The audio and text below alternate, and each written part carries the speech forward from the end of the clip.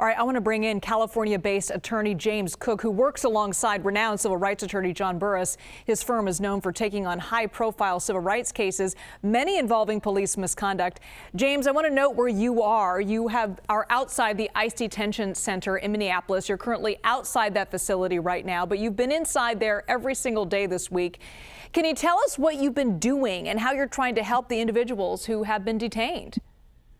Yeah, so what's happening is that I get calls from protesters, people that do ICE watch.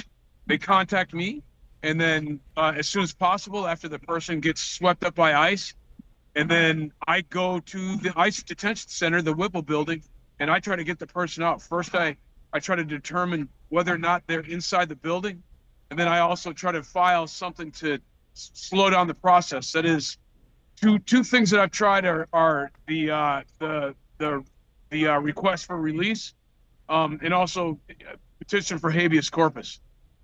Okay, I want to get back to the process of all that, what that entails, but I want to note that you've had your own violent confrontation with ICE agents earlier this week. Can you tell us what happened? Yeah, so you can probably see over my left shoulder here where all the protesters are. When I came 2 days ago, there was a confrontation between the protesters that you could probably hear in the background and the ICE officers. So we turned into the parking lot where the guard shack was, and there was about, I would say, between 30 and 50 ICE officers. They raised their guns. And I said, hey, my hands are up. We're just here. We're attorneys. We are here to speak to our clients. They let me pull my my wallet out with my bar card and my license. And then after checking, they let us go on our way. But that was definitely one of those turning points. Yeah, it had to be terrifying for you and those other attorneys, James. And you mentioned there's a lot of confusion going on inside the detention center. Can you expand on that? When you say confusion, what's going on? So here's what's happening. There's a lot of people are being swept up. That's first of all. And they're brought to this building at Fort Snelling, which is the Whipple building, right? The ICE detention center. Specifically with reference to U.S. citizens, I've come here. Now, this is like my fourth time that this has happened. I've come here to try to find out their status. And I tell them, hey, I've been hired by whomever to be their attorney. They say, okay, we'll take the name and then we'll go back and talk to them and let them know that you want to see them. We'll ask them if they want to see you. They've come back out and told me that the specific person does not want to see me. Okay.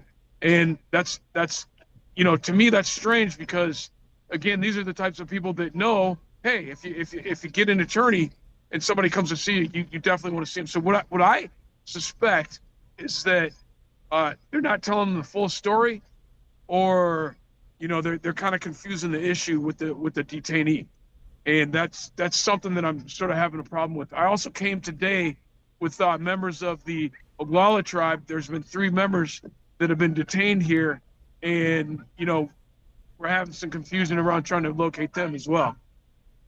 James, you grew up in this city, in Minneapolis, in the neighborhood where a lot of these protests are happening and where Renee Good was fatally killed. You also work in San Francisco, but you were in Minneapolis during the George Floyd protests as well as a trial.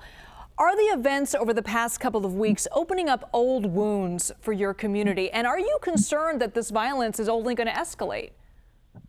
Yeah, I would say this. I'd start by saying that, number one, there are parallels between the George Floyd sort of, the May uprising and this particular event, all right? So you got to remember that George Floyd took place during COVID, and it was, it was May, so it's kind of the spring, and it brought a lot of people out. I thought that after the Renee Good shooting, which was a very, kind of similar situation in that somebody who was unarmed didn't necessarily need to be, that it was unnecessary for them to be killed. I thought that it would keep people inside because of the extreme cold weather. That has not been the case. All right. So the uprising has been just as intense, added to the fact that, ICE is driving around the town and sweeping people up. And I think that people are not just out protesting what happened to Renee Good. That is the focal point, but it's also everything else. High prices, high food prices, housing prices, can't get health care. Unrest over a lot of issues. Before you go, James, I just want to reference the protesters there behind you. You can hear them getting quite loud. Have you seen the group grow over the past few hours or so? It's definitely grown. In fact, I don't know that I'm going to necessarily be able to get out here. You can see it over my shoulder here. It's a very large group. I think it'll get bigger because of, if you probably know that there was another shooting last night. I saw you reporting on it right before we came on.